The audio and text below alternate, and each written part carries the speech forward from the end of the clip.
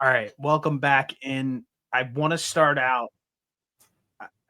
I think I buy so much shit as as if anybody knows me knows.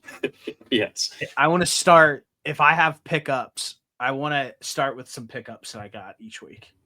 So Okay. I first actually thing, have one too, so I'll show you mine.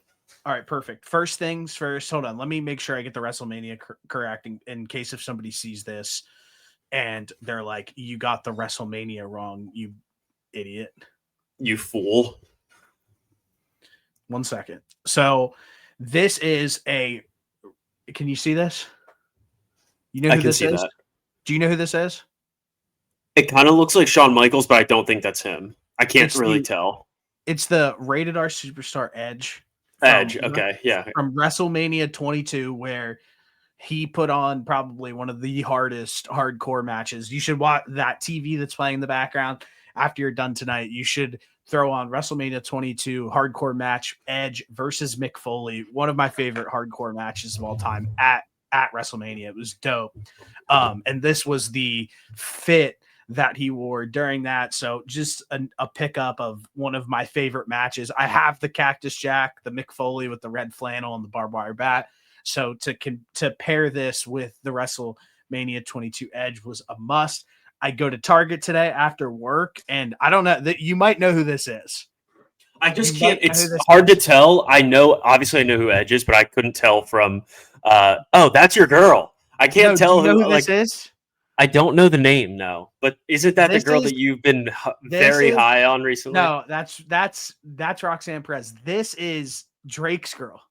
This is Rhea Ripley, the Ah, girl that okay. Drake has Yes. been really high on and has been Yes. talking about. So that figure I've been trying to get at on Ringside Collectibles, but they haven't gotten it on Ringside Collectibles. It's been on back order, and I walked into Target today and it was there.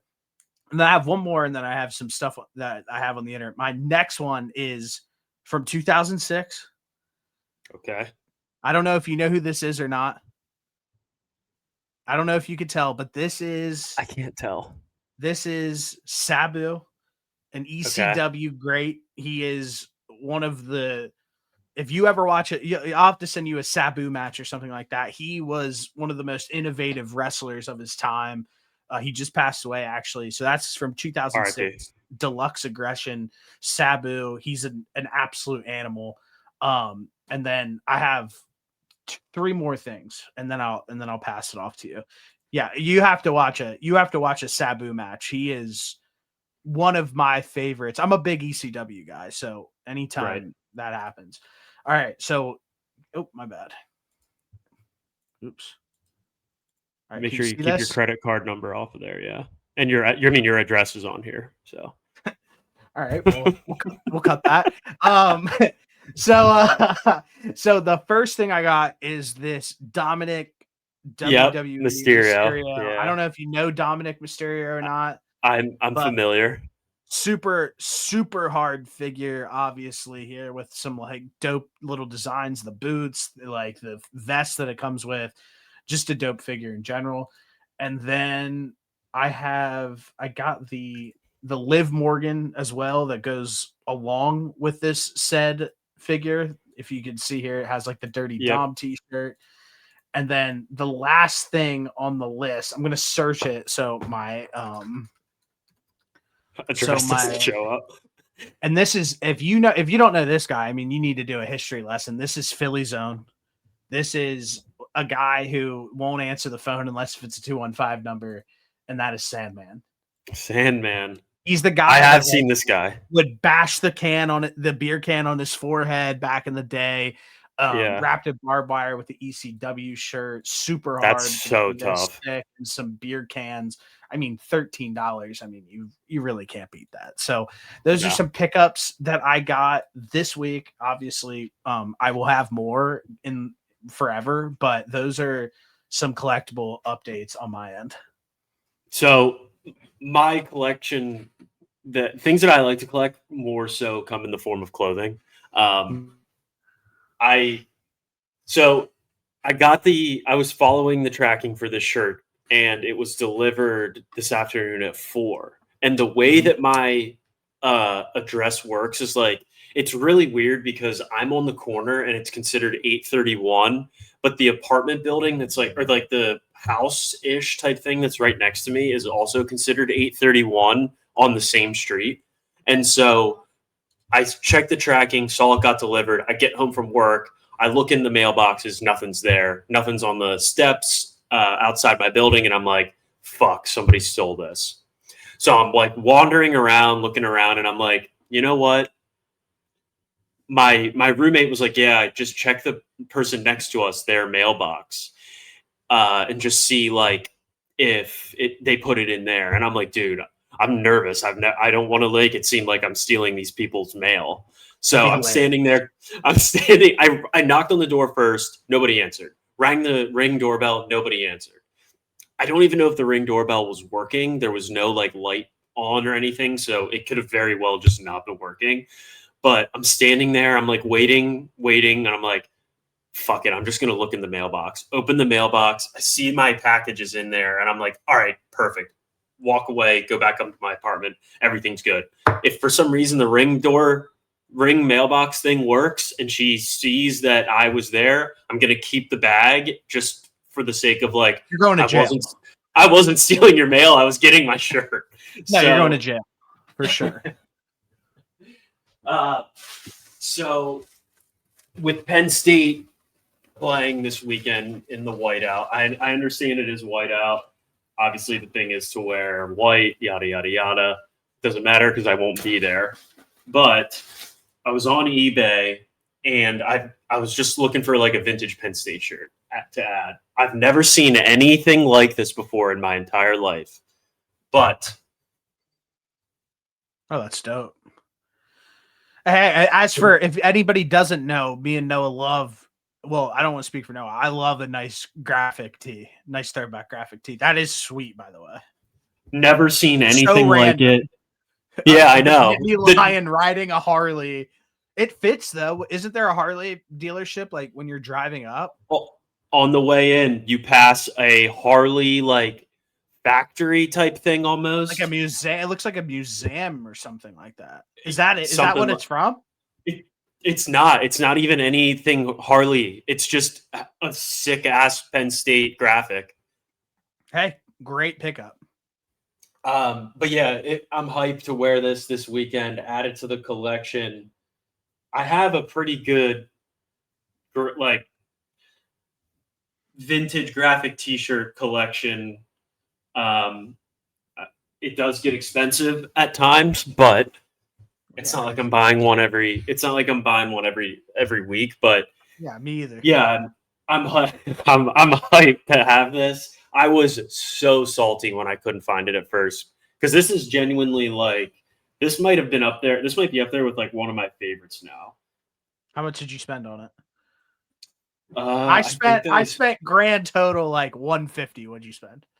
I think it was 81 total for that. Okay, cheap Noah.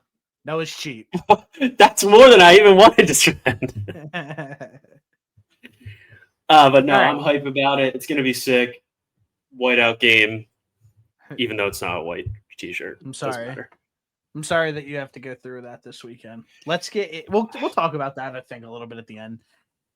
Let's go into week 3 of the NFL season. And if you've been watching, if you've been listening, we've kind of gone through and reviewed the games and some high points, low points, this, that, and the third.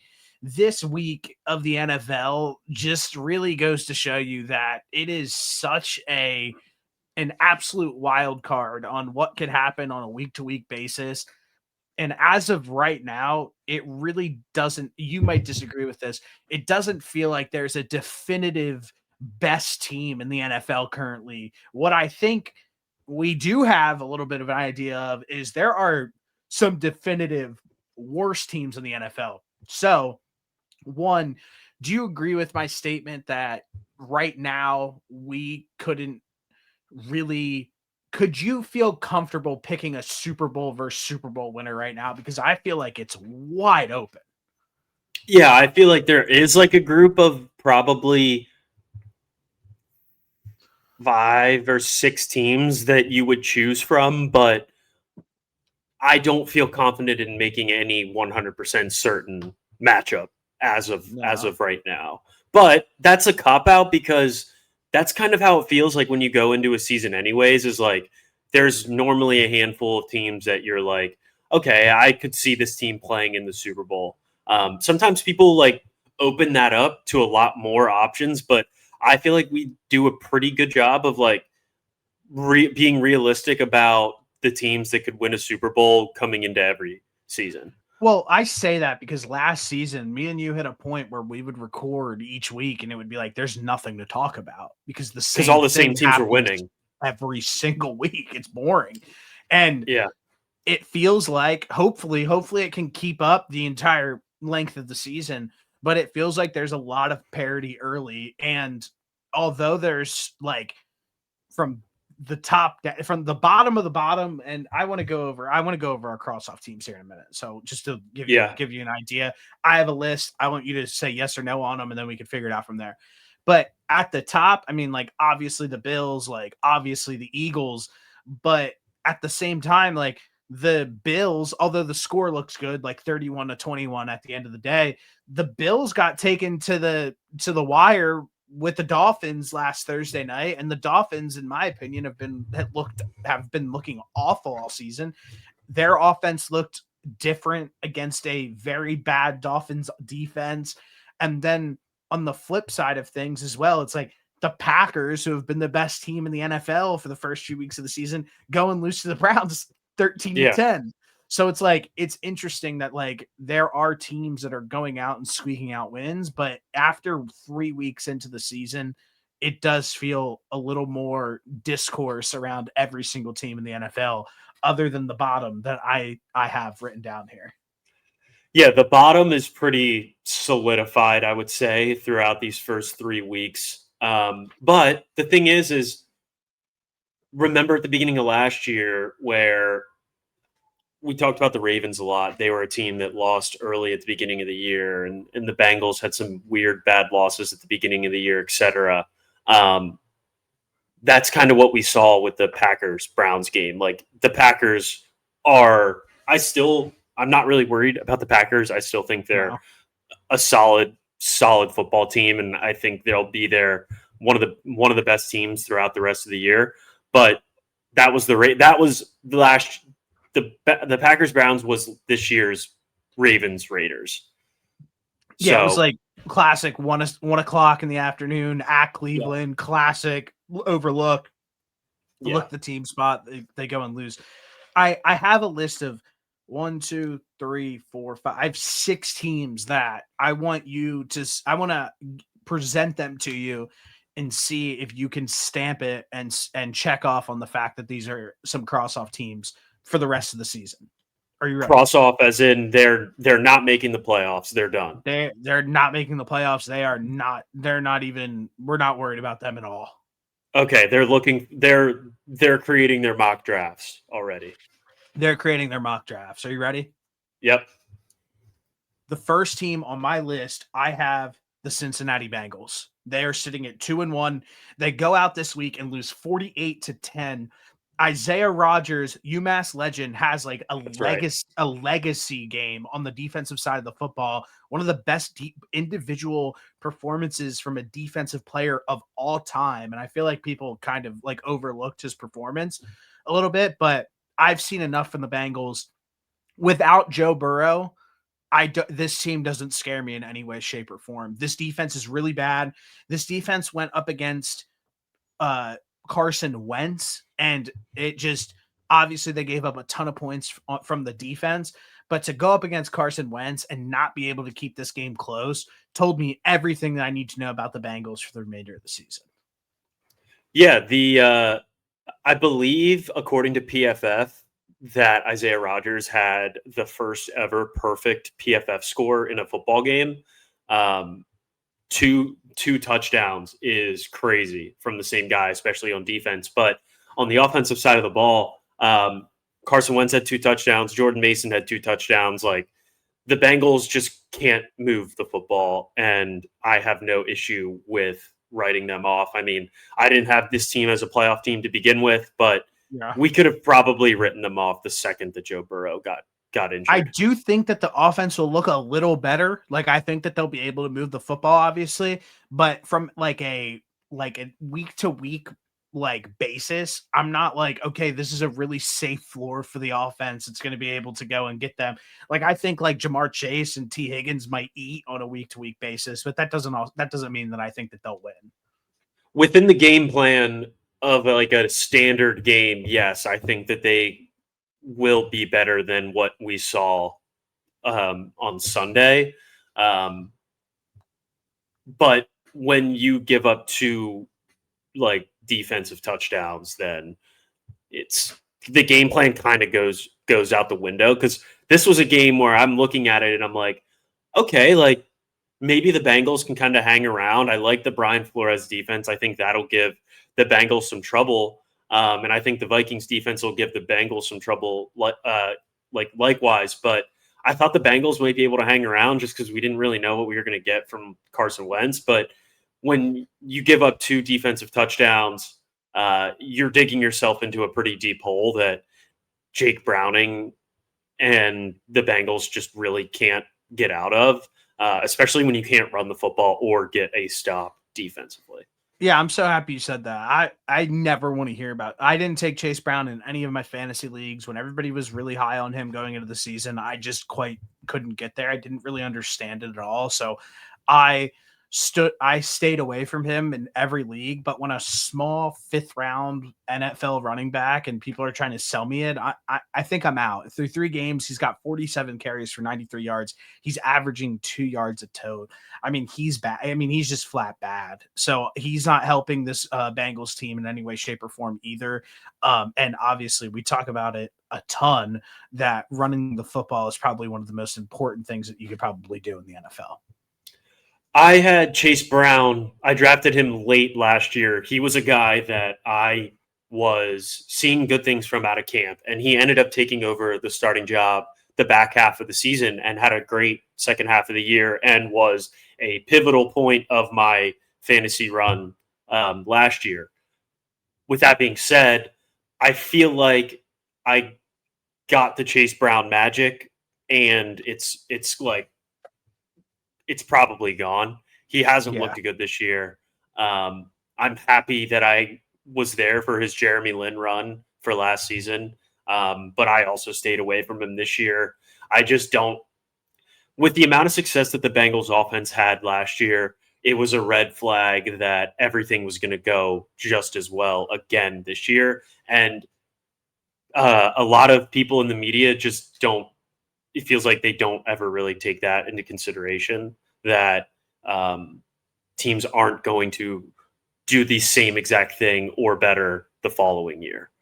So does this get your stamp of approval to cross off the Bengals for this 100%. season? Yep. Okay, the next team that I have on my list here are the 0-3 Titans. And not because I don't love what they have from a potential of like a roster standpoint. I think Cam Ward's probably going to be pretty good. I think what they've done in the draft with the O-line is pretty strong. And I think that they have some names on defense that could create like a safe floor for the defense.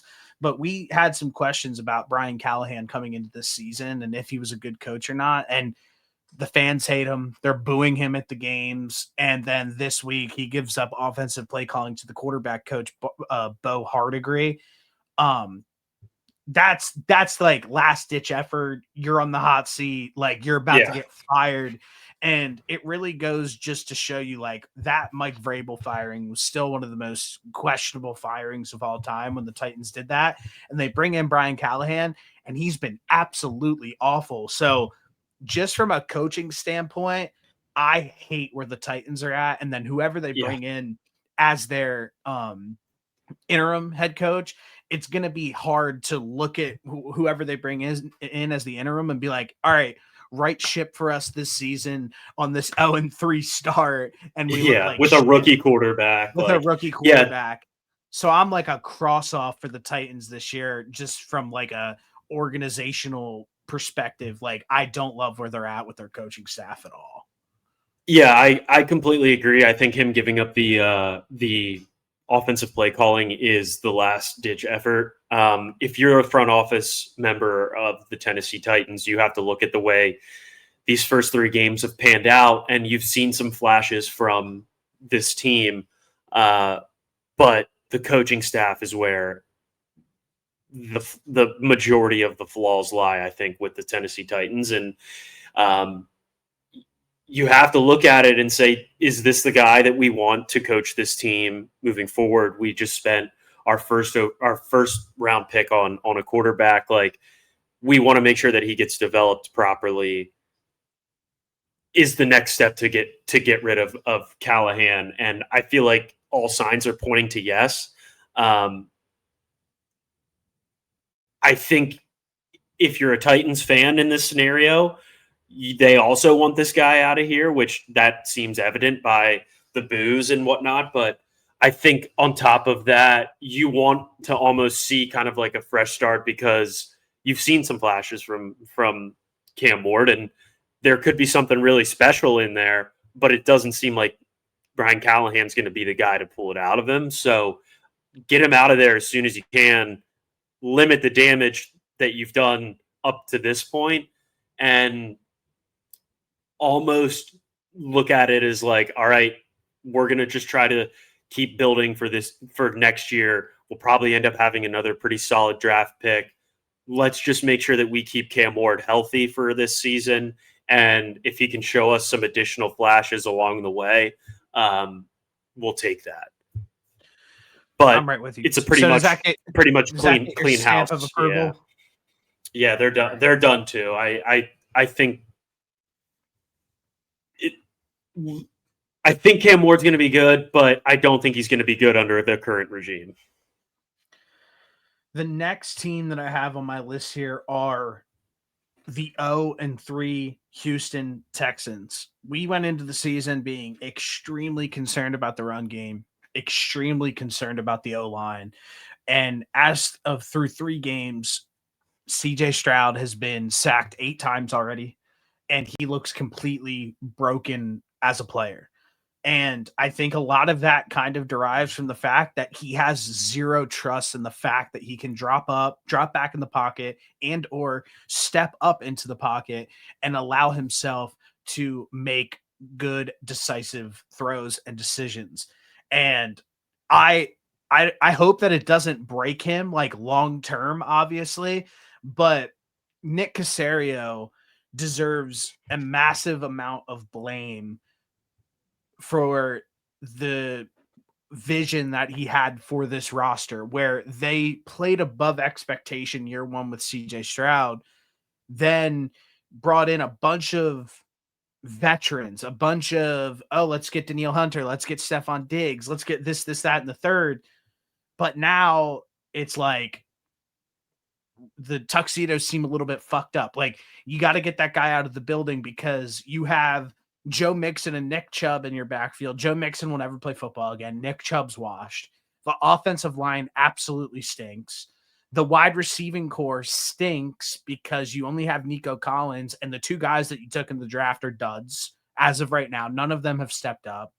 And on the defensive side of the football, they look good on defense, but obviously Derek Stingley Jr. is already hurt again with a hamstring injury. He's a soft tissue guy, it seems like.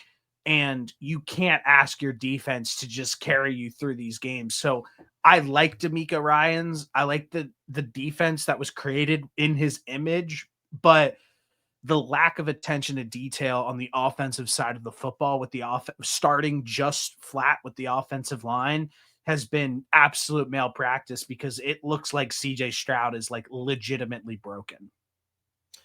I really want to push back on some of these, but there's not been one team that you've provided me that I'm like, that I think is worth pushing back on. I mean, there's no reason that the Texans should be 0-3 to this point. They have talent, I think, but it just, there's no time for CJ Stroud to distribute the football to any of these guys. Like, I'm looking at like Jaden Higgins and Jalen Nolan, like, they have a couple targets, but that's not really there's no chemistry there yet, is what it seems like. And it's like, okay, like we got to default to Nico Collins, which Nico Collins is great, but CJ Stroud hasn't even had like the time in the pocket to even try to build this chemistry with these new guys that they drafted. And that kind of just goes back to what we talked about this offseason, where I believe we were questionable on the draft decisions that they made with all of the holes that they had on that offensive line, taking 2 wide receivers early. What did I say?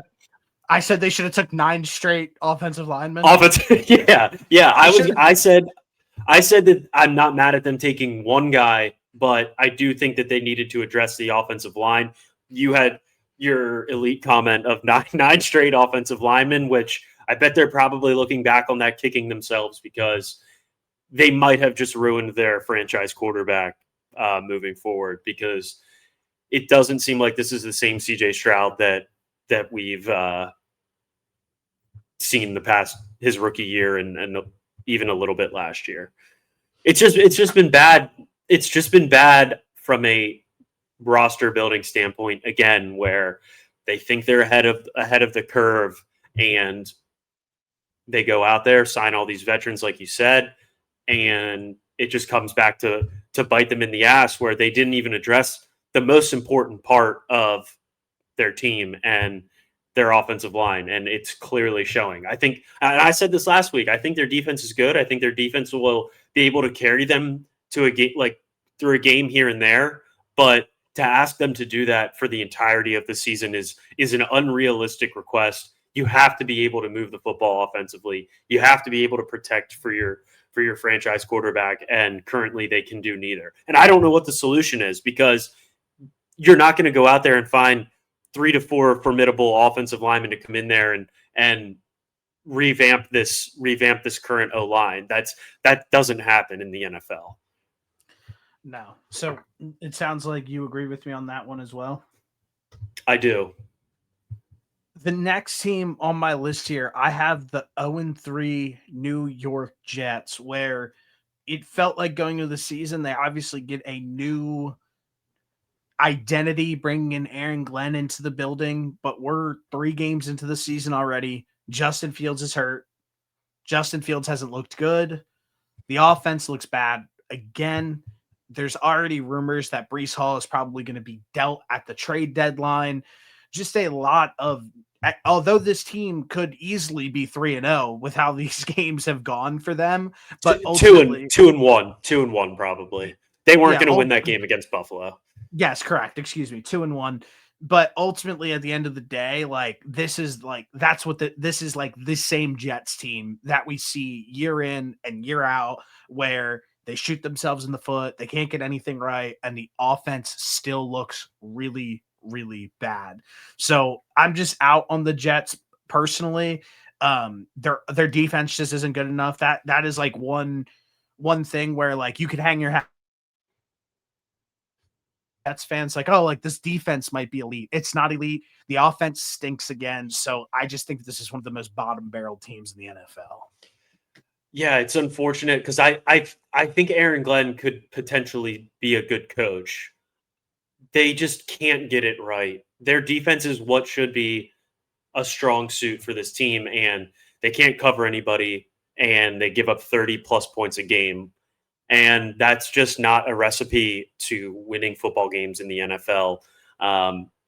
But coming into the season, we weren't high on this team to begin with. I don't think either one of us liked the Justin Fields move, and he's already hurt. Tyrod Taylor's taking over. There's not really much else to say. It feels basically like the same old Jets team, like you said. Their field goal block was cool. There was a moment where they could win, but Baker Mayfield clutched up again, and they couldn't pull it off. So, I mean, maybe out of all these teams, like the best that I would feel about is that you've named is the Jets, because like they've played 2 games that they could have won, as opposed to the rest of these teams. My thing right away with the Jets was in that 1 o'clock spot at home against the Bills, they were plus 7.5 on the gambling line. That felt, I stayed away from it, but that felt like a spot where you should be able to cover that number, and they get blown out 30-10. Like So if you're like somewhat good, you're saying? if you're competent, if you can figure it out, Yes. like they had them as a touchdown, within a touchdown, even though 7.5 is a ton of points, and they just got railroaded. And it felt like Yeah. in the past, like if you can kind of tell a lot about a team like in a spot like that. And I felt like that they didn't pass the sniff test in that sense at all. Yeah, there was a lot of people that were high on them after that first game against Pittsburgh, and it seemed like, oh, 7.5 points. Of course, we're taking that, right? And I stayed away from it as well because I'm like, how dumb would I feel betting on the Jets against Buffalo? And is what's more likely, that Buffalo comes out and just beats the shit out of the Jets, or the Jets sneak one out and cover 7.5, whatever the number final line was? I'm gonna say it's probably 85% chance the Bills beat the shit out of them, and that's exactly what we saw. Yes, I am with. That's why I stayed away from it as well. So it sounds like we're both out on the Jets as well. I have another one where I think this might be the first one that there would be some pushback on, but the team on my list is the 1-2 Atlanta Falcons.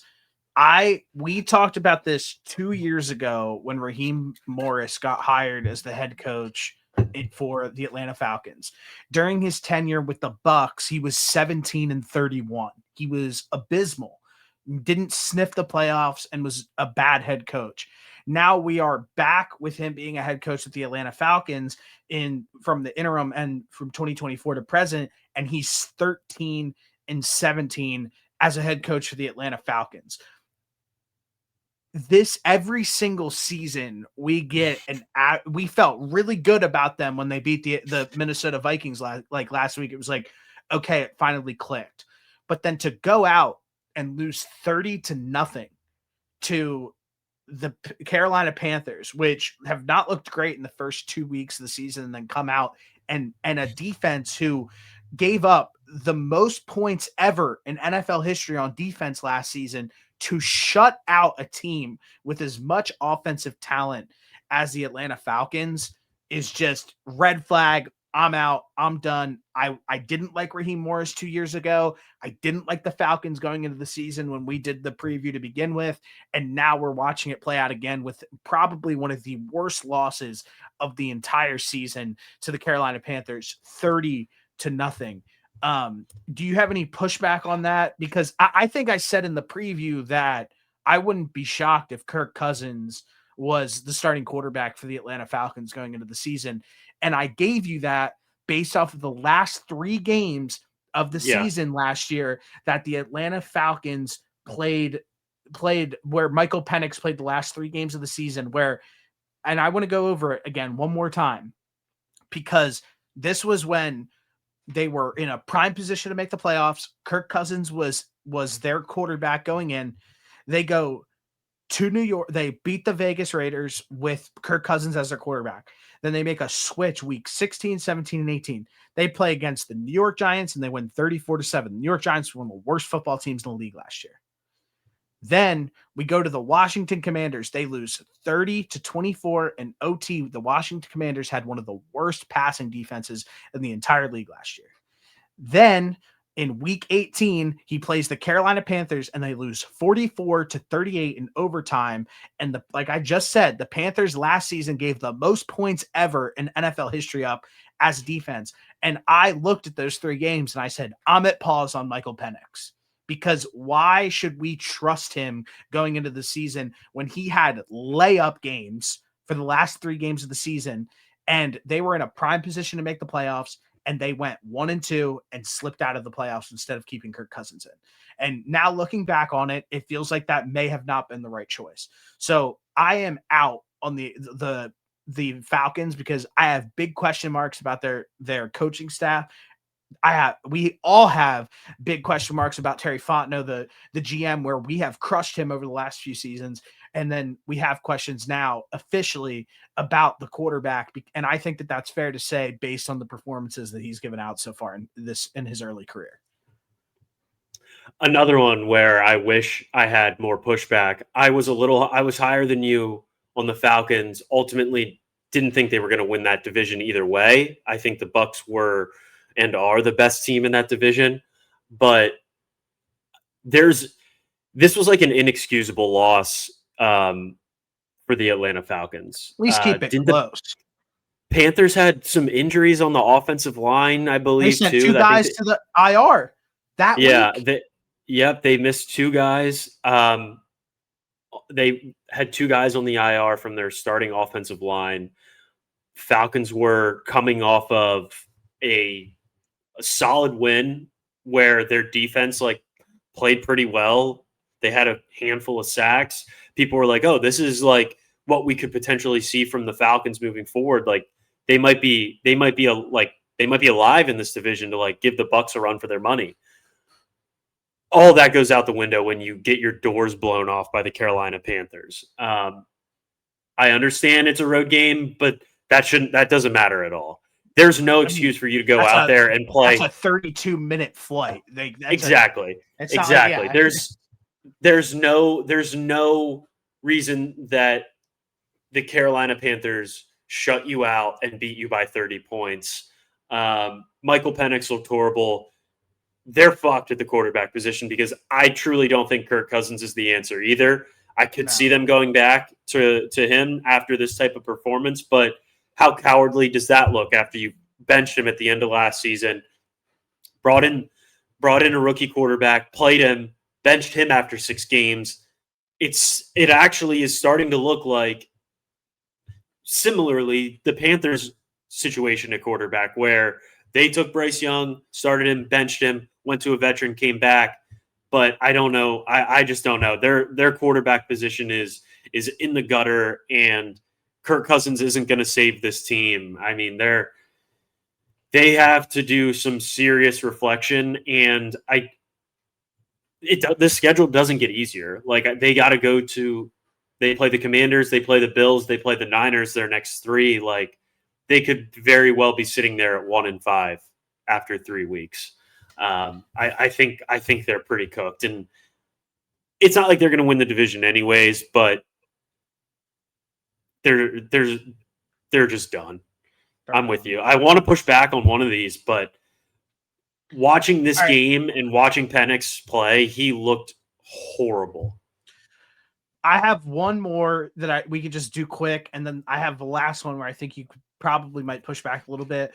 But the one that we could do real quick are the New Orleans Saints, who go out and get stomped this past weekend, 44-13 against the Seahawks.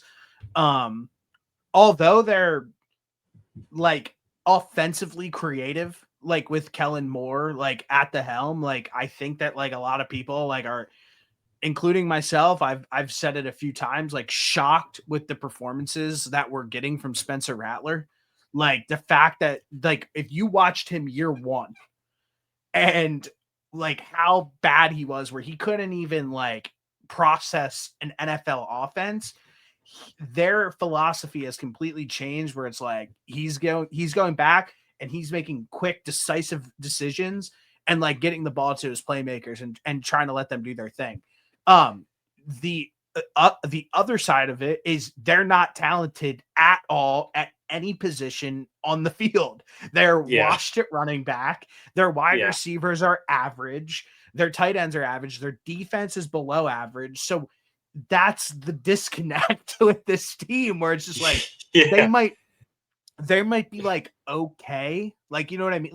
On a week-to-week basis, you might turn on the Saints and be like, why are they in a slugfest right now with the Bills? Or you know what I mean? Something like that, where it's they're liable to be a live team every once in a while. They weren't live at all this last weekend. They were dead from the start. But for fantasy though, if you have Olave and Jawan Johnson, which I do, you had a good fantasy day. Peppers targets. He had 10 catches for 57 yards. I don't care. He peppers targets. It's hilarious. So I actually don't mind where the Saints are at, but I mean, they're clearly just a team that has no fucking clue. We talked about their No. GM when we started the when we did our off-season thing, and since we've done that, they've traded for Devon Vele and they traded Hell for yeah. Jalen Polk, who's on the IR for the New England Patriots, and it's just like, okay, why did you make those two moves? They make zero, like those two moves make absolutely zero sense. He just did it to do No. it. So I think that Kellen Moore is they're in a good spot with him as their head coach. I think that they've looked promising at times, even though we know that they're going to be one of the worst teams in the NFL. So I'm speaking from Yes. this from a perspective of like, remember I said this team might go 0-16 when we did Yes. the, Yeah. Yeah. I'm speaking of it from that perspective where it's like, okay, this is one of the worst teams in the NFL, but they're like low key surprising because when Like they they're managed, better than 0-16.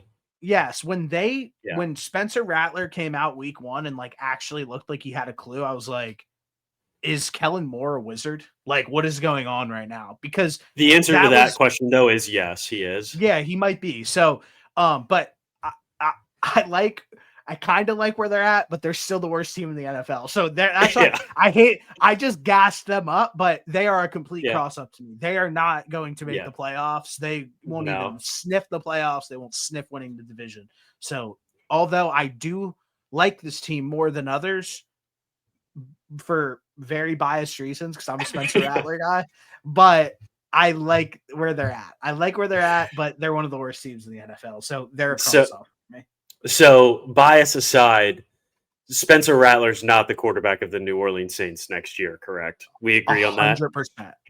Okay. If you Okay. Just think making sure. Just making sure. I'm letting you know right now, they're gonna have number 1 overall pick. This is what's gonna happen. They They're gonna are. have they're gonna have number 1 overall pick. They're going to trade it to a quarterback needy team, and they are going to build an infrastructure around Spencer Rattler, and he is the quarterback of the future.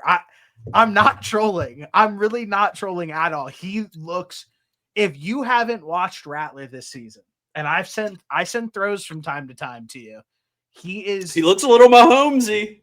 he does, and he's impressive. And we're talking about bro, his receiving core is Chris Olave, who doesn't have a brain, Rashid Shaheed, who's like a decent deep threat, and Brandon Cooks, who's legitimately like in his 40s.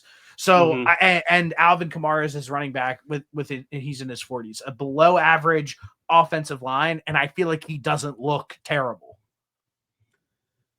People forget that Spencer Rattler was the number 1 quarterback in his class coming out of high school. We spent too much time on them already. This is what I didn't want to do.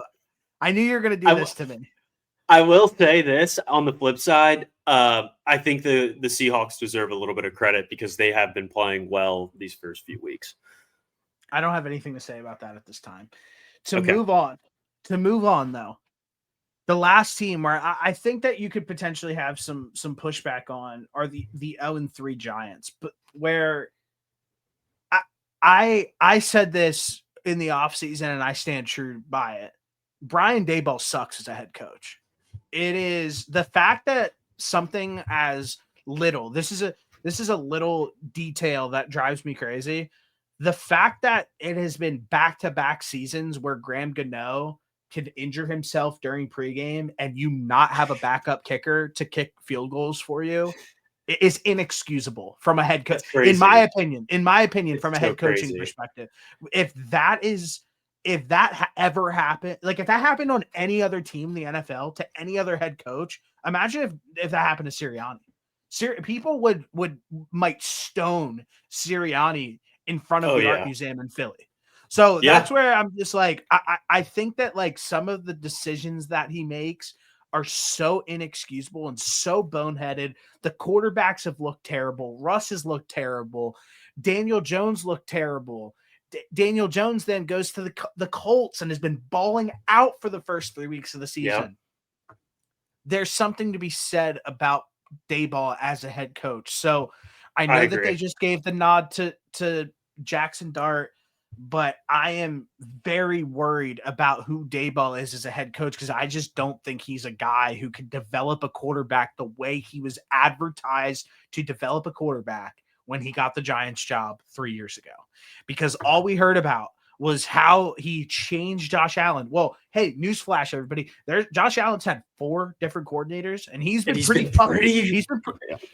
damn good under all those coordinators. So I kind of want to just hold off on that a little bit. And I am out on the New York Giants, and I am out on Brian Daboll.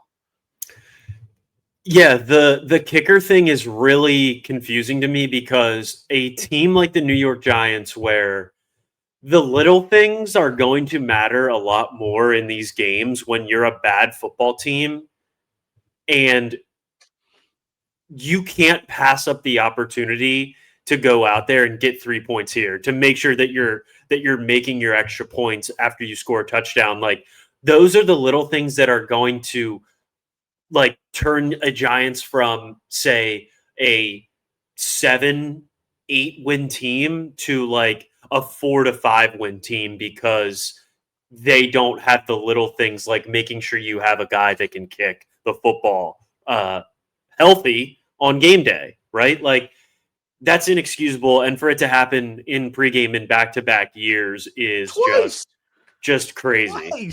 It's crazy. So I agree with you. I'll be interested to see how this Jackson Dart move plays out. I told you, I thought that he was going to play at some point this season anyways. It seems like that Russ game last week was more of an anomaly than who he actually is at this point. I mean, Caleb Williams revived his career against the Dallas Cowboys. I was just going to say, it probably says more about the Dallas Cowboys defensive unit than who these guys are as quarterbacks right now. What the other thing that I was going to say is Josh Allen and like Lamar Jackson and Patrick Mahomes and Spencer Rattler. And Spencer Rattler. Yeah, they're gonna make guys a lot of money when they leave whatever team they're at. But does it seem like they're also like, because of how good these guys are, they make all these coaches, they make everybody look better. They make the coaches look better. They make the offensive line, run game, wide receivers, they make everybody look better. And then once you sort of step away from the Josh Allens, the Lamar Jacksons, the Patrick Mahomes of the world, things like if you're not that good, it comes to light pretty quickly, I would say. And that's kind of what we've seen with this Dayball situation. Eric Bieniemy, he left the Chiefs and fell off the face of the earth. Like, I will say that, I mean, the Ravens coach, it wasn't necessarily, he was defense, so like that doesn't matter, and I think he's fine out in Seattle. But like, these other guys have left these high level quarterbacks and just haven't been great since they've left, and that's a risk like you kind of have to take is as an organization. Is okay, was this a coach that was really great at what they did, or was the head coach really great because the player that they were coaching just so happened to be really fucking special? Yeah. And I think we're seeing that it's the other way around, and it's Josh Allen's going to be really good no matter who the offensive coordinator is. Lamar Jackson's going to be really good no matter who the offensive coordinator is. Like, as much as Patrick Mahomes has looked poor these past 2 seasons or so, he looked good without Bieniemy there. And I think it's more so of these players are the ones that have been making these coaches look good. And I think that's played out here with New York and with Brian Daboll. So he's playing the Jackson Dart card, trying to save his season, trying to save his coaching spot here in New York. But I don't really think it's going to play out how he's hoping. Yeah, I mean, another example too is like, think of like Greg Roman. Greg Roman's now coached like Lamar Jackson and Justin Herbert, like back to back. Yeah. Like, and he's going to get a ton of love, but it's like, you also are coaching like 2 of the most talented players like in the league. So exactly. Just another one that I was thinking of when you said it. I was like, oh shit. Yeah. Like that's right. So those are all the teams. So that's 1, 2, 3, 4, 5, 6, 7 teams that we crossed off in the NFL so far. Might be a little aggressive, but I don't think so. I feel like pretty confident in the fact. Well, and these are for the people who want to say, "Oh, you only picked all the 0-3 teams." We picked 1-2 and one team, and we also picked a 1-2 team. So that isn't true at all either. I feel like we took calculated risks as well. I have another team that I might potentially. Oh, give your case. This isn't going to be. This isn't going to be a favorite, but this is also going to just look bad because of the absolute beatdown that they just put on this team in the weekend. But if JJ McCarthy comes back, I don't think the Vikings are a playoff team. I think that I think that the Packers are. I think the Packers and the Lions are going to be the two teams that make the playoffs from that division. I think the Lions have looked incredible these last 2 weeks after getting their doors blown in after week one. And I just think the Packers have better coaching, not better coaching, but equal coaching, better quarterback play, equal or better defense. So I would put my money on them. But I need 2 more weeks. I need 2 more weeks before I cross off the Vikings completely. I have like the line ready on the Vikings is what I'm thinking, because you're not going to get this type of defensive performance from your team every week, and you're asking a rookie quarterback to come in there and manage the game almost like at a higher level. And they're just in a tough division. I need to see a little more from JJ McCarthy before I'm completely out fully and everything. If he can come back and look decent and have more confidence, whatever. We were talking about his first 2 ever starts in the NFL, and one was a crazy comeback come from behind win, and then the other one was on a short week and he played like shit. So it's True. hard to really. And I agree. If you were to be hey, fate of the universe, the Martians had the death beam pointed at planet Earth. Are the Vikings going to make the playoffs? I'd say no. But at the same time, they are close for me as a cross off as well. Yeah, because I can't sit here and say that you're going to get 14 from 20 for 173 yards and 2 touchdowns out of Carson Wentz, and then 16 carries for 116 and 2 touchdowns out of Jordan Mason week in and week out. And then, also your defense had 2 touchdowns and your corner had a perfect game. Yeah. That's not going to happen week in and week out. And obviously you don't need all of those things to happen to win a football game, but you're going to need a rookie quarterback to make some plays and play better than he has for the 8 quarters that he's played. He's played 1 good quarter. Yeah, I completely agree. But yeah, I that was more of if I had to go through, like you said, Martians have the death beam and write off the teams that I don't think are going to make it. I would have to put the Vikings, but I think it's fair to not do it quite yet after 3 weeks. Completely fair. I personally think that there's 2 games that deserve to be talked about from this past weekend. And if you have something that you want to add in after these 2 games, you are more than welcome to do it, as you always know. But I want to first start with the Eagles' comeback victory against the Los Angeles Rams, where they go and edge out the Rams at the end of the game, 33-26. And my biggest takeaway from this game, and when I asked myself, what is this, a more impressive win for the Eagles or a bad loss from the Rams? And after feeling it out and after the whole 9, I would have to go and not to sound like a hater, because you can probably guess my answer on this already before I even said it, was this is just a extremely all-time bad Rams loss. This was such a bad loss on their part. It's disgusting. They should have had this game very much won. Obviously they win on that field goal at the end of the game. That was awesome. The game was awesome. Let's just I want to start there. Correct. The game was amazing at halftime, or not even at halftime. You said I had more than enough money that I'm comfortable saying on this podcast on the Eagles, because I kept betting their money line over and over again.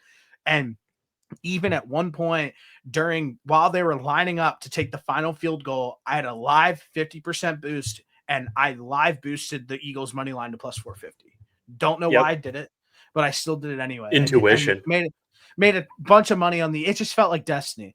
Won a bunch of money on the Eagles. The refs kept the Eagles in this football game heavily with some very questionable calls, and so just some pitter patter, not Chiefs level. It didn't piss me off Chiefs level. When I was watching this game, it was just like, that's a bad call, but it is what it is. Like, you know what I mean? One of those situations. And at the point that they were happening in the game, the Eagles were down so bad that I was like, all right, like, it doesn't matter. Like, you know, one of those situations. Yeah, just throw a couple bucks on it, see what happens. Yeah. Why everybody gets so mad at the Philadelphia Eagles, and why everybody hates them so much, and why everybody shits on them every single chance that they get, is because look at what AJ Brown did this past weekend. Look at what because of the second half Smith did this past. Some of the catches that Devontae Smith made were ridiculous. Some of the plays, the one play when AJ Brown legitimately grown manned a guy and made a big play for the team, is why everybody gets so mad at the lackluster play calling. And I think that it just starts with Sirianni and his identity and how he wants to run how he wants to play football. But it was nice to finally see a quarterback who makes all of the money in the world, a receiver that makes all the money, and another receiver that makes all the money, and finally watch them be able to play football. It was amazing. I loved it. AJ Brown's amazing. Devontae Smith's amazing. So shout out to them. I'm rambling a little bit, but I just had a bunch to say about this game and as a whole. As a fan, how did you take away from it? And also, like, how are you feeling about this Eagles team after a win like this? Because, like I said, it matters a ton, but to block a field goal at the end of the game like that, two field goals, that never happens. So it's like, damn, like, that is just such an anomaly. So how do you feel? For starters, all-time bad beat for all of the people out there that had Rams plus 3, all the Rams plus 3.5. saw a lot of people tight about that one. Coming into this game, based off of how the Eagles played in the first two games, I fully expected Puka Nacua to have a pretty big game. He had 11 catches for 112 yards. Didn't score, but it felt like they were getting him the football with ease pretty much whenever he wanted it. I agree with you. I think this was a much worse loss for the Rams than it was an impressive win for the Eagles. The Rams folded in the second half. The Eagles defense actually stepped up, and simultaneously it felt like McVay got a little bit more conservative with his play calling, because they could have thrown the ball to Puka Nacua pretty much every play and it probably would have worked. But he shied away from it. The Eagles got some clutch stops. They blocked that field goal and ultimately blocked the one at the end of the game to seal the deal. But watching it in real time was wild, because it was on the TV, but I had it on my laptop too because the TV was slow. So I was watching it on my laptop in real time. The TV was a little slower, and I'm sitting there on the couch like freaking out because obviously the way that it ended. It was so cool. It was crazy. But the first half versus the second half looked just like a completely different team. And I don't know if that video that was going around of Jalen like yelling at the OC was for him to get his head out of his ass and to like let him throw the football and get the ball to AJ Brown and Devontae Smith. But whatever happened at halftime in that game, thank God it did, because bro, they were probably at each other's necks in the locker room. Dude, somebody AJ Brown must have gone up to the OC and been like, you guys remember that Emmanuel Forbes was on the Commanders last year and 2 years before that, I believe. Do you need me to play the tape of when he covered me last year? Yeah. And and AJ just completely bodied him the entire time. It's like the Eagles didn't even realize that Emmanuel Forbes was playing corner. And once that happened, it was like, oh, okay, let's throw the ball to AJ Brown. He has this stick covering him, and he's going to go out and outman him every time. And that's exactly what you saw in the second half. They got the ball to him. That locker room conversation at half was probably insane, bro. And it's so frustrating because they didn't look like this for any of the other quarters in these first 2.5 games. And it's good to know that that's there, that they can still do that. And the OC isn't the OC that is like necessarily prohibiting them or is prohibiting them. Like, they can still go out there and make those adjustments and get the ball to those guys. Like, it's good that they have the ability to be like, all right, fuck it. Yeah, they're right. Let's get the ball to AJ. Yeah. It's what I've said forever now. It feels like. I don't know. We just do this like this shouldn't be at a point like this has to be like a top 15 passing offense. It's just like no excuse that this offense should be a top 15 passing offense. It should not take the Eagles being down 19-7 at halftime for them to say, okay, yeah, we need to throw the football to Devontae Smith and AJ Brown. Like, I think I said it last week where it's like the offensive philosophy being so run the football heavy puts them like is a crutch. The tush push and the QB sneak is a crutch to them as an offense because they just get so comfortable running the football.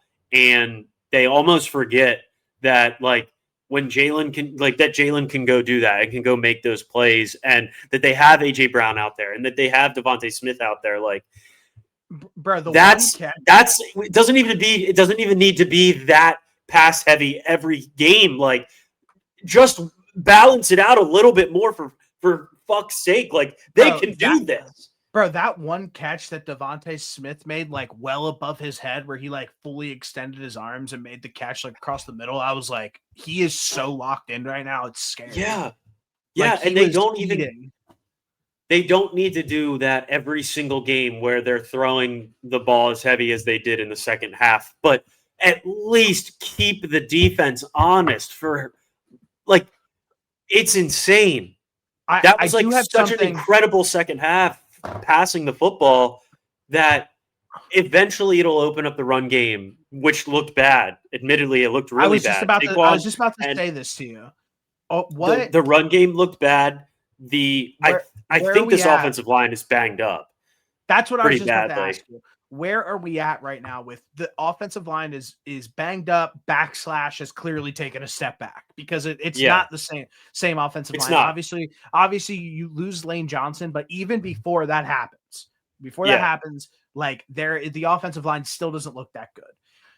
Then you look at the performances that Saquon has put up so far this season, where it's like 18 for 60, 3.3 yards per carry, 24 yards receiving. Then against the Chiefs, 22 carries, 88 yards, 4 yards per carry. Better outing by him.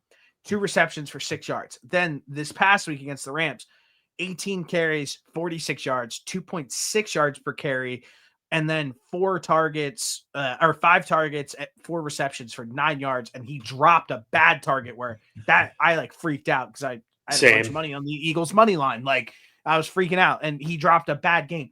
Saquon, he made up for it though. That last drive when, like, a play before Devontae or 2 plays before Smitty scored, he made up for it with the nice catch along the sideline. Has Saquon been disappointing so far this season because he hasn't looked as explosive, and the running game doesn't look as dominant? Where, like, last year, it just felt like you can go and get a chunk play with a rush from Saquon Barkley pretty much at any time that he touched the football. Well, this is exactly what we talked about going into the season with this Eagles team. Is we laid it out perfectly when we said that this was not going to be the same. We weren't expecting the same numbers that Saquon Barkley had last year for him to have this year. He had one of the best seasons rushing the football in NFL history, and for him to top that or do as well is hats off to him, right? But the odds of that happening are not the same. With that being said, I still expect him to look better than he's looked through these first 3 games. With that also being said, I think if they start to ease off running the football as much as they have been, trying to force that, I think if they start throwing the football and they start moving the football down the field and spreading it out a little bit, then we'll start to see the long runs, the explosive runs from Saquon, just because defenses will have to be honest about it, because they haven't thrown the football like this any of the first 5 halves of the season so far. So I think they need to ease off the philosophy of we're going to run the football as heavy as we are, because it's not working right now. And I think if they do that, they'll start to find themselves in scenarios where their offensive line is able to go out there and they're running against some lighter boxes. And it's a little bit more balanced than we've seen through the first 2.5 games of this year. The other thing offensively, I think Landon Dickerson is playing here through an injury. Lane Johnson obviously had that neck thing that happened the first touchdown that they had. I think he's going to be fine. They said he said he was going to play next week anyways. But regardless of that, even before, like you said, they haven't looked great running the football. But I hope this second half was eye-opening to them as an offensive unit where, okay, we can throw the football. Jalen, I don't know why they don't even think Jalen can throw the football, it seems like, because they haven't been doing it these first few games. But hopefully that shifts the offensive mentality of let's stop playing so conservative and let's get more aggressive and let's throw the football. Let's spread it out. Let's get it to these guys.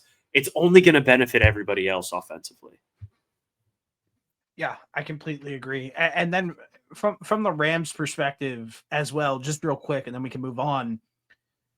That's a bad loss. And that confirmed everything that I needed to know about this defense moving forward for the rest of the season. Where if your defense is giving up that sort of production to a bottom half offense in the league, not saying that the Eagles aren't talented or anything like that, but just sheer numbers, like what happens on a week-to-week basis. Through like this point of the season, absolutely. And last season, we have numbers, but to give up that amount of volume in a second half where like the offense like clicked a switch and just diced them up and was able to do what they needed to do kind of at will. Yeah, that confirmed what I thought about this Rams offense or defense going into the season, and what happened to the play calling from the offensive perspective as well, where why did they take the foot off the gas? Why did they start playing so conservative? What happened there as well? It just didn't feel like it made much sense. I don't know, because this game started out as if the Rams were going to just blow the Eagles out of the water. Like this was shaping up to be a 45 to like 13 game. The way that I thought it was going to get bad. Yeah, the Eagles couldn't move the football. The defensive line, which we said this coming in to this season, the Rams secondary was where their questions lied. I thought that their defensive line is solid, and they clearly are. And the Eagles took advantage of a weak secondary that the Rams had in the second half. But the play calling from the Rams, I don't know why they got so conservative. They might have just relied so much on that defense and thought, wow, we're dominating them in this first half. They can't really do anything. But McVay must have forgot that the secondary for his team is not great. And the Eagles realized that it only took them a half. But The play calling was suspect in the second half. It got very soft. They were moving the football up and down the field at will in that first half, and it just completely shifted come halftime. That's all. I just wanted to touch on that. Something that I think we should monitor for the remainder of the season moving forward. Also, Jared Verse got his chain snatched, and that was That awesome. was funny. That was funny. Yeah. What that was a great bet. Whatever bet that Such they a had, sick bet. like Yeah. that was like a funny. Also, to have that sense of humor towards yourself, because you know how people will get online. Like Jared Verse Yeah. seems like a pretty cool guy. I like that he hates the Eagles. Like, I think that's like, we need more of that. Like, there's not Yeah. enough. Like, he's from PA, and he's like, you'd think he likes the Eagles. Like, he's from Eastern Philadelphia, I'm pretty sure. And he's like, they were talking to him about it. And he's like, no, I hate the Eagles. When I see green, it makes me sick. Yeah, like, that's what we love. Bring that energy to the table. Like, he competes at a high ass level. Yeah, you don't like when Micah like wants to play for every single team in the NFL. No, no, I don't. I want to see him, and that goes across all sports. Like, I want to see, like, Jared Verse is sick. He is a great defensive lineman, and I want to see him go up and play against the best teams. And I want him to like, I want him to hate the Eagles. Like, it makes it more like fun. Like, talk your shit, and it's all within the lines. Like, you know what I mean? Yeah, of like, course. Yeah. And that showed it like after the game where it's like he's wearing his chain like after the game. Like, they're clearly all boys is what I'm getting at. Like, it's not like it's like real hatred or anything like that. No. And that's perfect. Talk your shit on the field, do whatever off the field, but just don't be a dick off the field, basically, and that's all you can ask for. All right, last game that we are going to go over from this weekend was the Lions at the Baltimore Ravens. Historically, Lamar has dominated the NFC. Historically, the Ravens have dominated the NFC. And this is on par from last year, where the Ravens have some really weird beginning of the season woes where they just drop random games. We are now 2 games into the season where a Derrick Henry fumble, which I never thought that those words would come out of my mouth, a Derrick Henry fumble has pretty much sealed the fact that they were out of the football game. Insane. Mm-hmm. And obviously it's driving him nuts too. You saw it on the sideline. You saw Lamar on the sideline looking like pretty upset. I'm not looking too much into any of that, like the way that other people are. Those guys are just competitors and want to win, and that's a really shitty way to go out and lose a game. On the defensive side of the ball for the Ravens, they got thrashed, but this was the same shit that we saw from them early in the season last year. It's weird. I don't know what their defense steps up like late in the second half of the year. Their defense puts it together, but they look brutal 2 years in a row through the first quarter of the season.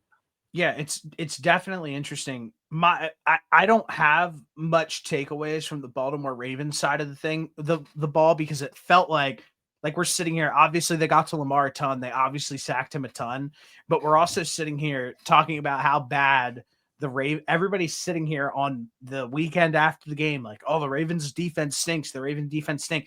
Well, the Lions defense didn't look too good either, because the Ravens were moving the ball up and down on them the entire game. They put up 30 points. And the only big difference was when you look back at that game was obviously the Lamar Jackson fumble, but the Derrick Henry fumble, the red zone play where they're at the 2-yard line and they get stuffed 3 times. And then on 4th down, Lamar Jackson, like a fumble, and they get the ball back and hold it. It was like a 20-yard loss on that fumble. Yeah, something like that. Those are the 2 definitive plays of that game where it just felt weird and it felt wonky.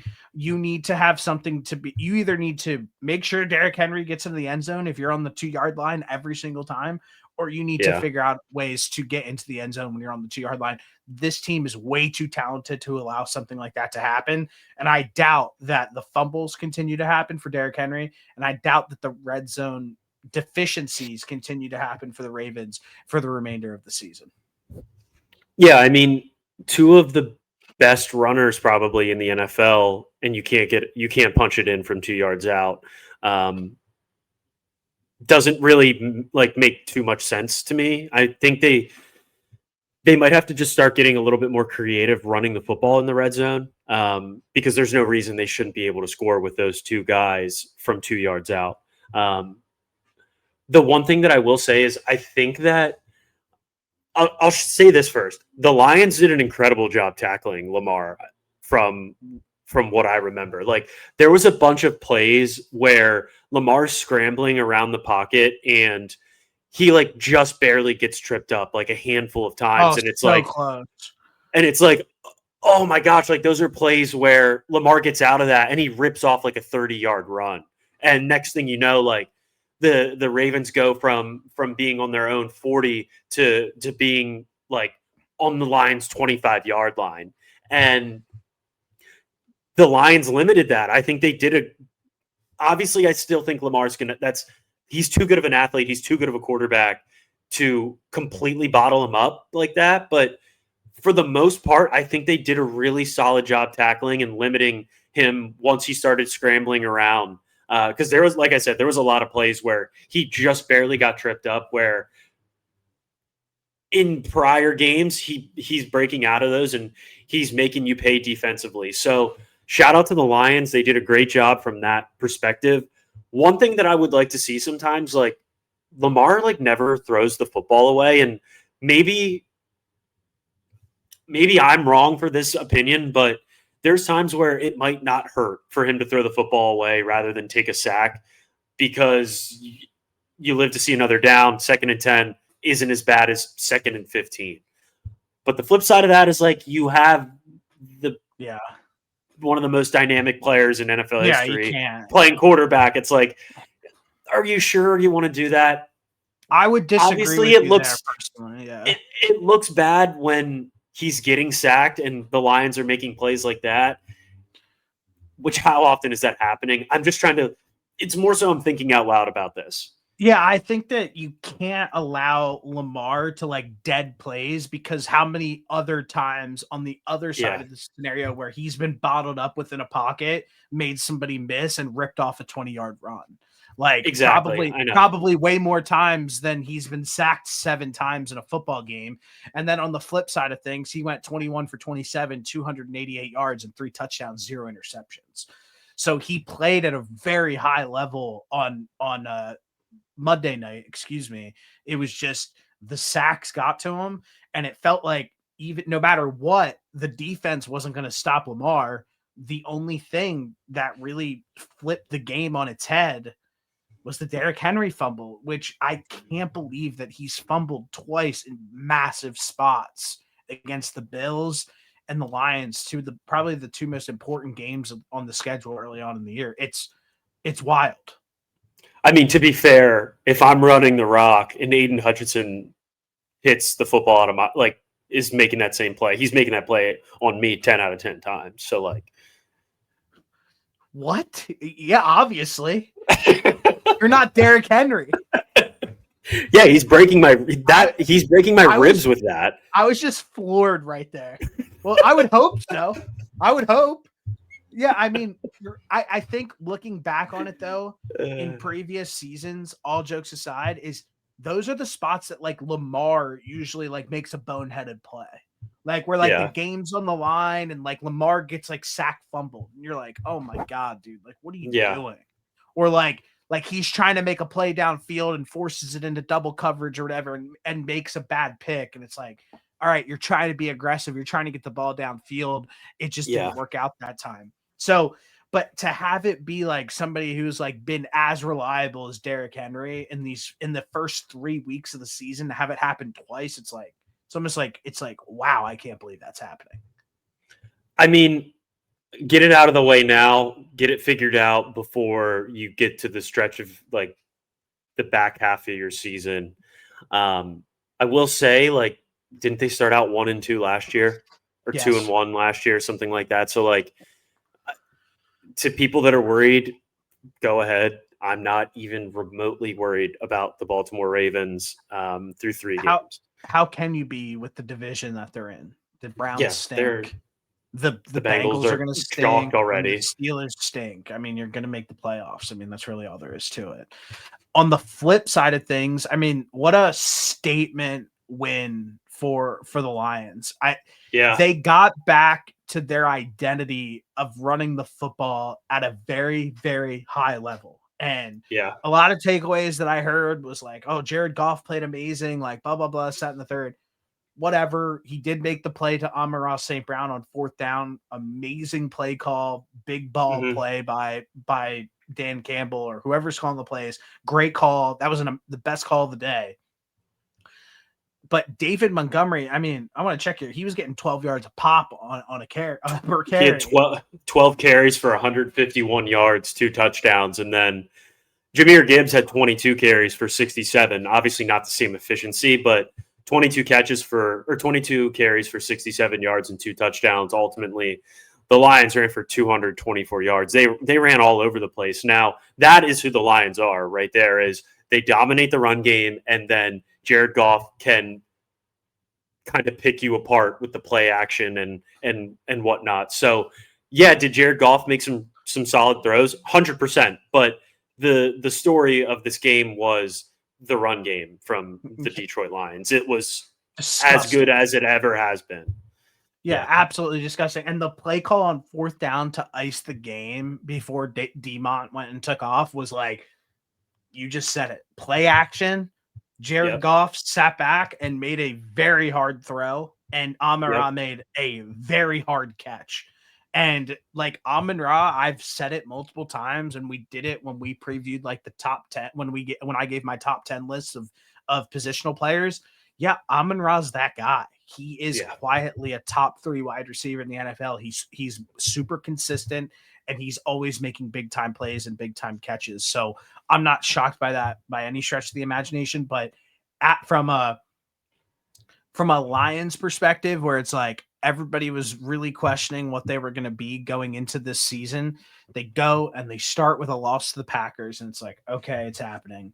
Then you go to the Bears and you throw 52 on them and look at Ben Johnson and say, fuck you.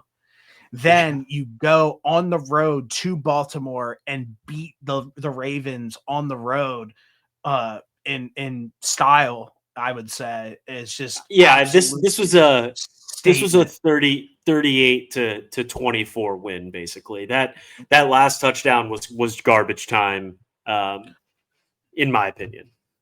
I think This was what do you think? all Lions. What do you think about us throwing out garbage time as a phrase? How would you feel about that? I just want to know how I'm at the point now where it's like the game's still going on. Let's just hypothetically say the Ravens scored that touchdown. Let's just hypothetically say the Ravens then like get like an onside kick or whatever. We watched it happen. I mean, we watched it happen with the Eagles and shit like that. Like if the Eagles game didn't get 2 field goals, are we gonna sit here and be like, well, Jalen Hurts passing the ball was all garbage time? Like maybe a little different. What do you I think think it's a little about different. what do you think about throwing out that terminology though? Because I see it to a point, but at the same time, the game's still going on. Like the game isn't dead. The game's never dead until it hits 0, especially in a Correct. situation where you're down. Like I think about the Panthers Cardinals game the other week where it was 27-3 in the third quarter and they came back and almost won the game. Like, are we going to sit there and be like, all those Bryce Young stats were like, those are garbage time? No, but I think that it's garbage time if you have to rely. I think the drive before having to rely on an onside kick to potentially win the game is probably a fair cutoff for garbage time. Me personally, I'm throwing the phrase out, but I just wanted to soft launch it on here. I'm not mad at it because you are correct. The game is not over. Correct. I agree with 38-30. Like, okay, what was the Cowboys score? you. What was the final? 31-18, 31-17. Like if Dak's throwing it around the yard when it's 31 to 17 at the end of the game, like I would sit here and be like, you know what, that's garbage time. Like they're not even within 2 scores at this point. Like is that like that's where my mind goes when I think garbage time. I mean, there was a minute they were down by 2 scores with a minute left. But they scored. Okay, so that's why I'm saying, like, It's I not feel like like the Lions threw the backups in and we're like, all right, like we're chilling. no, that's far end of the spectrum. That's if you're up by 4 possessions. I'm soft launching it. I'm soft That's launching fair. it. Like I said, That's fair. That's like, fine. that's all I'm doing. That's fine. Like I'm all right with that. Like I'm all right with that. 2 weeks ago, the Lions are up 52-21 over the Chicago Bears. If Caleb Williams goes on the last drive to get that 21 points and throws for 80 more yards, is like that's garbage. That's time. 100%. I completely agree with that. That's garbage time as well. Hey, I'm just throwing out some ideas. We have to. I think we should establish the line of what is garbage time, though. I think I don't know, maybe like 3 scores. 3 scores is garbage time. If you score to put it within a 1 possession game and there's still time left on the clock, like you still have a heartbeat at that point. You're not completely dead. All right. So 17 points with 7. If you're down 17 with like 2 minutes left. 2 minutes, that's everything inside that is garbage time. Is that where we're laying it down? Sure. All right. I don't hate that. 17 points with 2 minutes left is considered garbage time. Or obviously probably like if it's not black and white, but 17 points is the hard line. We're getting there. We're just soft. We're workshopping. Final thing on the agenda today is Thursday night football. The Seattle Seahawks at the Arizona Cardinals. I've been watching this line. I'm not trying to be too repetitive doing this because I obviously recorded the Cardinals episode and previewed this, but with you as well. But the line when I recorded originally was the Cardinals sitting at -1.5 at home. Now the line is sitting at Seahawks -1.5, and the Cards are home underdogs. What is your feel for this game currently? Because obviously the Cardinals are 2-1, the Seahawks are 2-1, interdivision game. The injury report just came out here. Zay Jones is out with a concussion. Will Johnson's doubtful with a groin. He's not playing. And then they get Paris Johnson Jr. back, blah, blah, blah. So the big injuries that the guys who they're not going to have this week are Will Johnson and Zay Jones. I honestly think the line is correct at what it stands at right now. Seattle -1.5. I think Seattle has been playing good football. I think their defense is solid, and Sam Darnold has been playing at a much higher level than I think anybody outside of Seattle expected him to play at. And I don't love that the Cardinals Will Johnson's probably their best corner. I don't love that he's not playing. Could expect a big night from Jackson Smith and Jigba, who's been playing very well through these first few weeks. So I have some pushback on this because I think the only shining star of the Cardinals season so far has been the defense. That's it. Everything else has absolutely stunk. They've been dysfunctional as hell on offense. So that is like the only spot where I'll push back on is like the Seattle Seahawks so far this season. They lost 17-13 to the Niners. Then they go and put up 31 to the Steelers, which the Steelers also gave up 30 plus points to the Jets. Yep. Then they go and they put up 44 points against a Saints team, which me and you agree on is one of the worst teams in the NFL. Yeah. So I want to pause at that for a second where it's like, okay, like, are we going to be, everybody's like really gassing up the Seattle Seahawks. Everybody's really gassing up Sam Darnold, blah, blah, blah, this, that, and the third. Okay. Well, they played the most hurt team in the NFL with the 49ers in week 1, and they put up 13 points. Then they go back to back, two of the worst defenses in the entire NFL, and their offense balls out. So I think that it's safe to say that they're probably somewhere in the middle of that. And I don't think that they're going to be able to ball out the way that they have, because, like I said, the only bright spot on this team so far, even with all the injuries across the board, has been the Arizona Cardinals defense. They've been able to get to the quarterback, they force turnovers, and they've been playing extremely feisty, even without all of their guys being hurt. So when I made my comment, like, I'm coming from the mindset of, obviously the over under for this game is 43.5. I'm not expecting the Seahawks to go out there and put up 30, anything like that, right? Like, I think this is going to be a 23 to 20 game. I just liked what I've seen offensively from Seattle.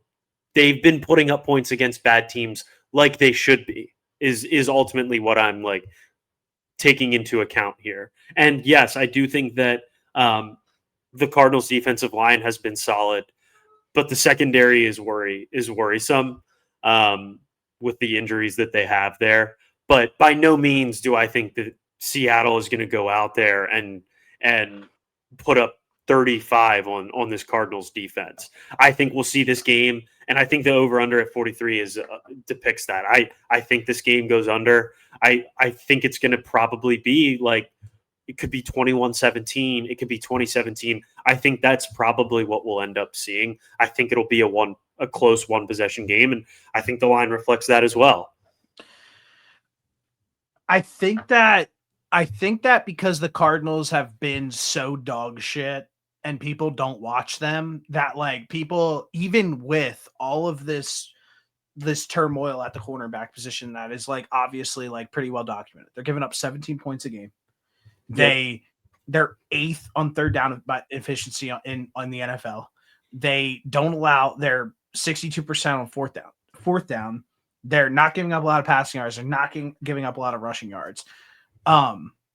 This team is good on defense. That's like I said, that's the only shining star of this season so far for the Arizona Cardinals, where it's I'm with you. I don't love that the secondary's injured. I don't think it matters, is what I'm getting at here. They are able to get to the passer. And for all the people who are so concerned with oh, they're not bringing anybody else in, they don't have to bring anybody else in the secondary, because they have bodies. And they've been playing at a really high level. So they don't have to bring any other guys in. And I get it. When you look at an injury report where it's okay, 3 of your top corners are out, that's not great. But the guys who have come in have still been able to play at a high level. So I'm not worried about this from a defensive perspective, and by any stretch of the imagination. I think some people will actually be in the standalone spot on a Thursday night. I think some people are going to be a little shocked about how good the Arizona Cardinals defense is. Go ahead. Could you see the Cardinals losing this game? It's 17-14. Yeah, for sure. Yeah. Okay. That's fair. That's how I'm looking at it. I also could see them winning 17-14. My biggest concern with this offense and with this team in totality is the offense. And I said it in the other video, and I'm going to say it again. Yep. Cardinals fans should pray for a dud on offense. Pray that there's a dud so Osama bin Petson gets taken off of play calling duties, because he's that bad. And for people who are Kyler Murray doubters, and I hate to repeat myself again, but I have to because it's with you on here, Kyler's been playing some of the best football of his entire career. And if you watched on Sunday and the only takeaway was okay, well, Kyler Murray's pass catchers just flat didn't show up. Like Yeah. nobody decided to play at the wide receiver position for the Arizona Cardinals on last Sunday. Then They like should have won last week, no doubt. I don't know what to tell you at that point. Like Kyler's playing at a really high level, and that's just the facts. Everybody else around him is getting let down, is letting him down. I am very worried about this offensive line. I'm worried about the running back room because James Conner just went down for the season with a foot. And I'm all-time worried about this wide receiving core. They stink. So I think that this offense is going to prohibit them from being able to do anything. With that being said, I think it's one of those situations where they're going to try to grind it out. They're going to try to make something happen. But I just don't foresee a world where the Cardinals can beat the Seahawks team. I just don't think that it's possible. You don't think they win? I don't think it's possible. Unless and there are bad vibes. Like Jonathan Gannon after the game and all week, just like doubling down, tripling down, quadrupling down, being like, there's nothing wrong with this offense. Like I watched every single play and I thought it was good. Well, like, hey pal, like you're an idiot then. Like if you actually can't sit there, if Jonathan Gannon can't sit there and be like, and look at the team critically and be like, okay, what's wrong with this football team right now? Oh, we have extreme talent across the wide receiver position, the tight end position, and the quarterback position, and we have zero explosive plays. That's the problem. So when he goes to the post game presser with a smug fucking look on his face, he's like, yeah, like I know everything that's getting called, and like if you have a problem with the play calling, like look at me. Well, like, hey pal, like we're all fucking looking at you, and you're an idiot. Because if you think that this is what is going to get you to the playoffs, or hey pal, get you to keep your fucking job after this season, you're dead wrong. So I think that from a leadership standpoint and from the head coaching position, I hate the fact that he is minimalizing how bad this offense has looked. You have to address something like that when it's been as bad as it has been through the first 3 weeks of the season. Those are exact quotes from, or like the exact mindset from the Nick Sirianni tree of coaching, because the same shit happens with the Eagles where it's like nothing's wrong, even though everybody can sit here and watch it and say, there's clearly something wrong. Like you have guys, but they have to, it's inexcusable what's happened to Marvin Harrison. He just can't catch right now. He stinks. And that's not something anybody would have ever projected for him at any point. Am I writing him off? No, but I am. He has to play better. You were coined a generational wide receiver coming out of Ohio State, and you haven't even lived remotely close to the expectations. That's me. That's what I am. That's where I'm at currently with this Cardinals team. Is I just would be really shocked if they go out and win this football game this upcoming weekend. I just think that it's been really bad vibes the past few weeks. And if they don't change anything from like a play calling perspective, like how many times are we going to go to interview with Gannon or Petzing or whoever and be like, oh yeah, we're going to get Marv going this week. Oh yeah, we're going to get Marv going this week. They've been doing it since last year and they don't do it. So shut up. Like if you're not going to force feed somebody 12 targets, like then shut up and stop saying it. Because that is the most annoying part with all of this. It's like, oh, like we're going to get Marv going this week. We're going to get Marv going this week. And he has like 3 targets and the entire game is not predicated around the idea of getting Marvin Harrison Jr. involved. It's like, oh, it's 3rd and 12. Let's hit Marvin Harrison Jr. on a back shoulder throw with where he has to have quick hands and make a crazy catch. And he hasn't been relevant in this game in an hour and a half.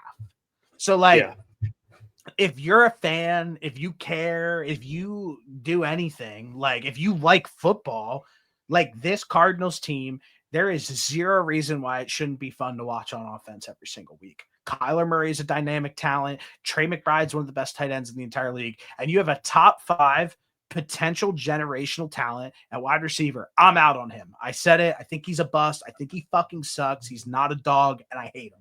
So if that's the case, like, or if he can reach that talent that you think he has, there's zero reason why this team shouldn't be fun to watch. Zero.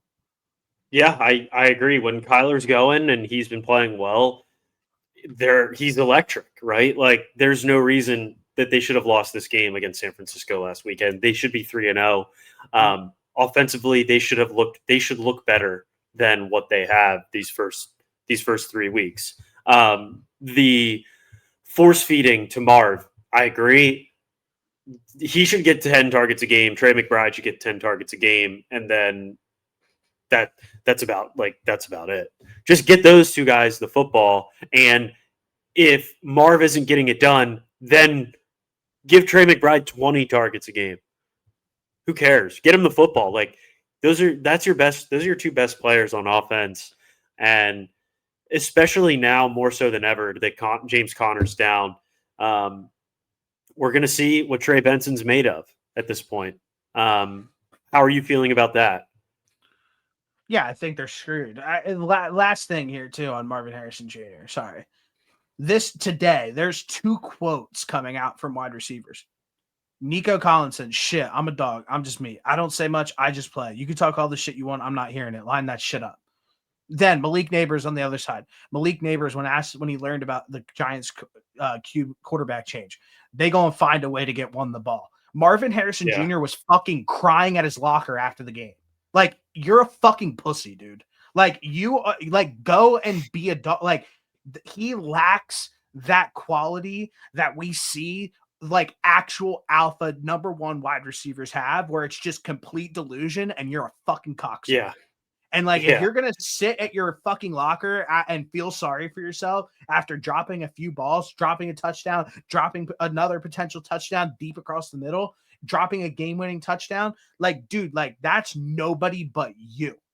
So, like, I've seen enough from Marvin Harrison Jr., and I'm done making excuses for him, because I've sat here and tried to be like, oh, like, well, they're not doing this, that, and the third for him. Well, guess what? You're not a dog, and you're not making it happen. Brady said the other day, no wide receiver would flourish in this offense.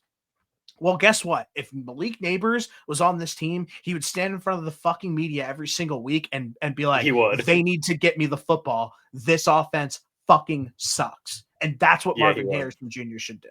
I'm tired of all the kumbaya fucking bullshit culture shit that the Arizona Cardinals have, because they need some actual dogs in that building to step up and be like, no, we stink. We aren't good. Let's make something happen. Like, it's really that simple. But I agree. You need to have some of those guys.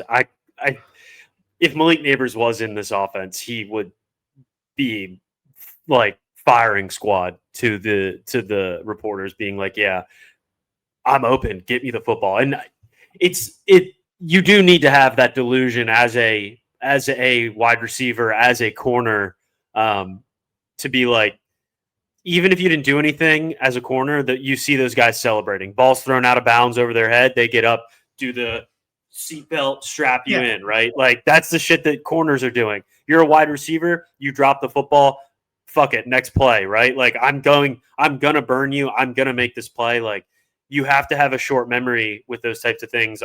Otherwise, it'll just eat you up and you won't last. And maybe Marv doesn't have it. He doesn't. Which would be unfortunate. I'm not writing him off quite yet, but he's got to play better.